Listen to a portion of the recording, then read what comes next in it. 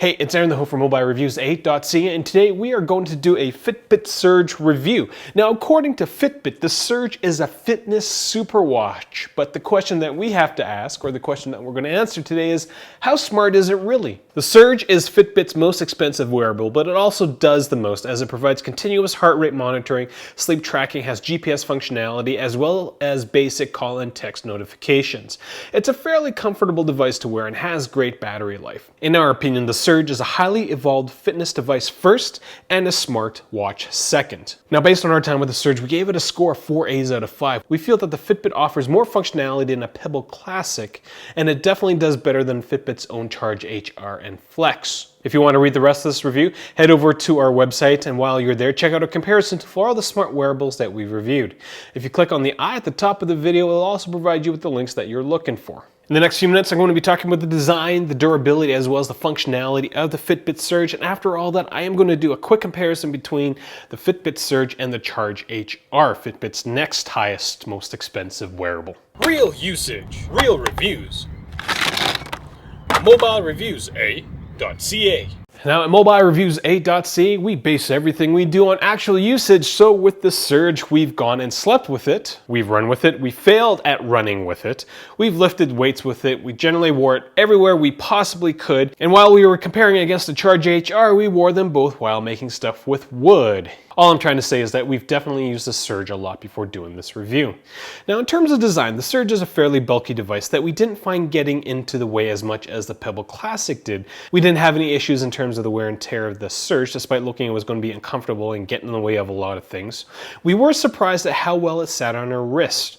We do like how the strap stays in place, which is something that annoyed us quite a bit about the Pebble Classic smartwatch. This watch strap is actually very flexible, and so it doesn't really get in the way of using this device while, say, typing on a laptop. Now, with all that being said, Fitbit does recommend that you wear the Surge approximately 1 finger distance away from your wrist bone to ensure a good heart rate monitoring connection. This placement feels really awkward to me, and I found that it was almost impossible for me to keep it in the optimal position if I was wearing a long shirt.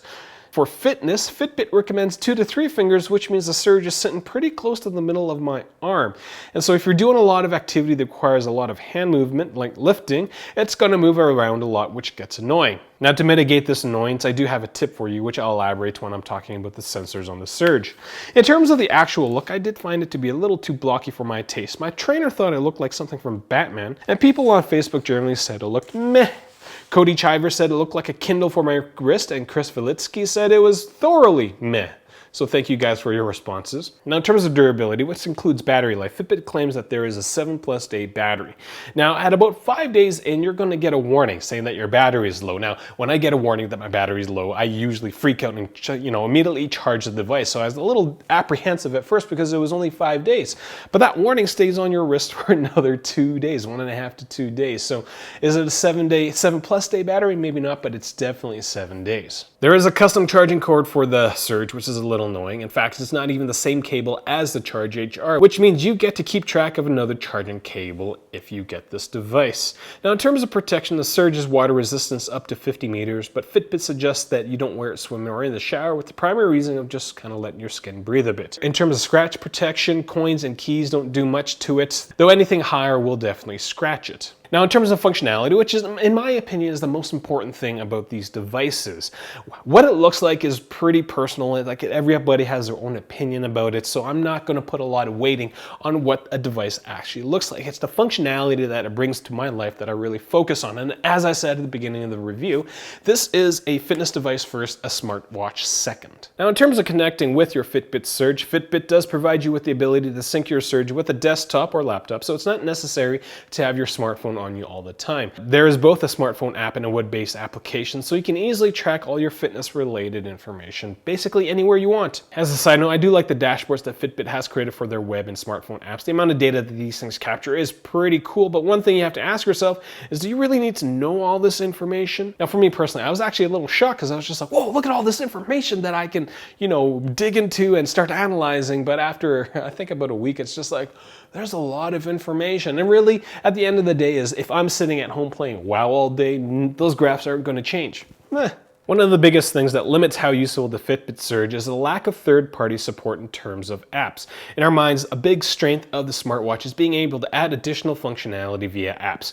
Going from a Pebble Classic to the Surge was very noticeable because I couldn't customize what I saw on my wrist. In terms of handling, which includes interacting with the Surge, the Fitbit Surge is a little quirky. This is a touch-enabled device, but you still really have to rely on the physical buttons to use the Surge. An example of this quirkiness can be found on the alarms page. Now, when you're looking at it, my first instinct was, in terms of changing the recurrence of an alarm, is just to tap the recurrence portion of the screen, but that doesn't work, despite the fact that this is a touch-enabled device. You have to push the button on the side to set that feature or that setting. Quirky. In terms of viewability, you can easily see the watch face in direct sunlight, and there is a backlit for when it's a little darker, though you can't just activate by shaking your wrist. You do have to push a button. Notifications are pretty basic, as you only have call and text notifications, which I felt was a bit limiting. You can't really customize the watch faces, as you're stuck with what Fitbit says, well, you can have. We personally enjoyed the flare clock face, which was really the only one that would tell you how active you were during the day. Now again, not being able to load third-party apps is something that I think really hurts the Surge because you can't really customize it to what you want. This is a very personal device, but it's not personable at all. You can't change how it looks. You can't use it how you really want to use it like some of the other smartwatches out there. Now, as part of the UI, I'm going to talk about food tracking, as I'm not entirely sure where else to put it. The Fitbit Surge does a lot of awesome things for your physical activities, but really it does nothing for food tracking, which is a very important part of your general fitness. Now, food tracking, in my opinion, is very tedious. The Fitbit app isn't the greatest in terms of tracking food. I personally don't track what I eat. I have a general idea of what I should and shouldn't eat each day. I'm not trying to look like a fitness model because I do like my butter and my beer a little bit too much. But the Fitbit Surge doesn't have any sort of notification, any sort of tool to help you do the food tracking, which I think is kind of silly. Now, the last thing we're going to be talking about in terms of the functionality for the Surge are all the sensors that are on this smartwatch and how accurate they are. Heart rate monitoring is accomplished via Fitbit's Pure Pulse technology, which are these green blinking LEDs that measure stuff underneath your skin. Now, that portion of the Fitbit Surge extends past the bottom of the watch, so it's almost always going to be in contact with your skin, which means you'll get these pseudo-red sticky areas after a while. Again, Fitbit does say to take off your watch every once in a while to let it breathe. Also, as a side note, if you're very prone to nightmares due to monsters in your sleep, don't get this one because the LEDs on the charge port makes this look like an evil demon. I am scary. Now, at the beginning of the review, I said the Fitbit Surge felt a little slow, and that primarily has to do with the heart rate monitoring. I don't like to do a lot of cardio, so all my cardio is really done through high intensity training or intervals. Now, you do an interval, your heart rate goes way up, right, for, 10, 15 seconds, and then it just comes crashing back down. I'll finish a set, my heart rate's like I can feel my heartbeat in my head. I'll look at my Fitbit Surge, and it says 110 beats per minute, and over the next 10, 15 seconds, it'll climb to a, 130, 140. It never really hits that peak heart rate. And so it just kind of clips the top of all your really intense exercises. Now, that might be a function of it's moving on your arm a lot because it gets annoying. You're supposed to have 3 fingers from your wrist bone. It's a very, very annoying thing to use. Like on me, 3 fingers, wrist is right here. I don't know who really uses a watch like this. Now, the only way that I've been able to keep the Surge in place while I exercise was to use a wrist sweatband. So if you're planning on getting this device, spend an extra, $10 and get a pack of 10 wrist sweatbands. It'll definitely save the frustration of having your device do this for an hour while you sweat. There is a GPS receiver in this watch, which is pretty crazy to me because, well, it's so tiny, and it generally works. I can't really talk about the accuracy of the GPS as I'm unable to download and post-process the data. I've got a background in all this GPS stuff, but my tracks generally do show up where I've tried to run. So again, it does work generally, just don't use your Fitbit Surge to stake out a boundary line, a property boundary line, that is. Like most other trackers, I'm not going to talk about this as, well, it'll track your steps and your flights climbed. Now, to put all these sensors to use, Fitbit allows you to easily select a specific activity. This feature is probably the #1 reason to get the Surge over the Charge HR, but once you get going on an activity, you get a nice summary display showing your relevant information for whatever activity you're doing. The last thing I will talk about in terms of sensors on the Surge is sleep monitoring and silent alarms. Unlike the Flex Switch, you have to manually tell the thing that you're sleeping. The Surge will automatically detect if you're sleeping or not. Now, I'm a big fan of waking up to silent alarms, as I wake up a little earlier than my wife does. Now, this seems odd to me because you've got this really intelligent device that wakes you up exactly when you want it to wake up, not 10 minutes before, 10 minutes after, depending on your REM cycles when you sleep. Overall, in terms of sensors, like, you can sit down, you can look at the steps, and it'll be climbing. You're like, I'm sitting down and I'm still registering steps. Kind of go back to that slowness that I was talking about for the heart rate monitoring. All in all, I think the Surge, and this is my own personal opinion, I've really got no solid evidence to back it up, but it will capture, I'll say, 95% of your activity of your day accurately.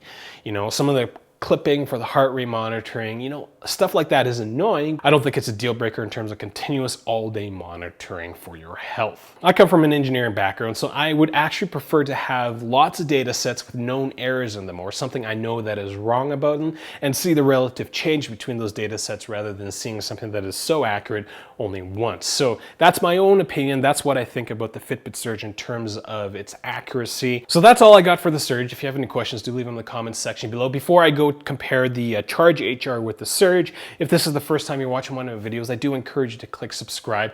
Do consider supporting us or supporting me through Patreon or through a donation, or getting the Surge through my website. I'm not sponsored by Fitbit. I'm not sponsored by any of the product companies that I do products for. So all my support comes from ads, as well as commissions from the stuff that gets bought through my site. Now, between the Surge and the Charge HR, the biggest difference, in my opinion, in terms of hardware, that the Surge has GPS and the Charge HR really doesn't. It's also much bigger and has a nicer screen. In terms of functionality, the biggest difference between these two wearables is really all about being proactive or reactive when it comes to your fitness, or logging your fitness activities. With the Surge, you can easily start logging what you're doing immediately. You go through the scroll and you say, I'm running. You start that. Whereas in Charge HR, you have to take out your app, or you have to do it after the fact. You're bouncing between being able to say, I'm doing this right now, to I've done this, and what does it look like? Personally, I liked to be able to say, I'm doing this right now, and be able to see all the relevant information for the activity that I'm doing, rather than going back into the app and saying, I think between this time and this time, I did start doing this. With those differences in mind, is it worth the extra $130? Yeah, I think so. So that's all I got. This is a longer video. I do apologize for that, but I tried to be as concise as possible while being entertaining as possible, while packing in as much information as possible. And if you have any questions, you could leave them in the comments section below. You can find us on Google+, Twitter, as well as Facebook and Instagram. I'm Aaron the Ho, or you can contact me through my website. I'm Aaron the Ho. That's all I got. Thanks for watching.